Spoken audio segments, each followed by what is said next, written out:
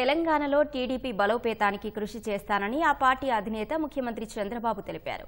హైదరాబాద్లోని ఎన్టీఆర్ ట్రస్ట్ భవన్లో తెలుగుదేశం తెలంగాణ ముఖ్య నేతలతో సమావేశమైన ఆయన పార్టీ బలోపేతంపై వారితో చర్చలు జరిపారు. ప్రస్తుతం ఉన్న అన్ని కమిటీలను రద్దు చేశారు. పార్టీ సభ్యత్వ నమోదుపై దృష్టి పెట్టాలన్న ఆయన ఆన్లైన్లో సభ్యత్వం తీసుకునే ఏర్పాటు చేస్తామన్నారు. పార్టీలో యువకులకు ఎక్కువ ప్రాధాన్యం ఇస్తామని తెలిపారు. 15 రోజులకు ఒకసారి తెలంగాణకు వచ్చేందుకు ప్రయత్నిస్తానని హామీ ఇచ్చారు.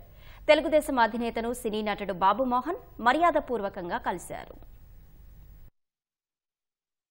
నాకు కూడా కొన్ని బాధ్యతలు ఉన్నాయి. ఒక పక్క ఇక్కడ పార్టీని బలోపేతం చేయాలి, ఇంకో పక్క ఓట్లు వేసిన ఆంధ్రప్రదేశ్ లో ప్రజానీకానికి న్యాయం జరగాలి. ఇంకొక పక్క 2047లో ఆ రోజు భారతదేశం అగ్రస్థానంలో ఉండాలని, తెలుగు జాతి అందరికంటే ముందుండాలని, అది తెలంగాణలో ఉండే తెలుగువారు కావచ్చు, ఆంధ్రప్రదేశ్ లో ఉండే తెలుగువారు కావచ్చు, వేరే రాష్ట్రంలో ఉండే తెలుగువారు కావచ్చు, విదేశాల్లో ఉండే తెలుగువారైనా అందరి కోసం పనిచేసే పార్టీయే తెలుగుదేశం పార్టీ అని చెప్పి మరొక్కసారి తెలియజేసుకుంటూ ధన్యవాదాలు.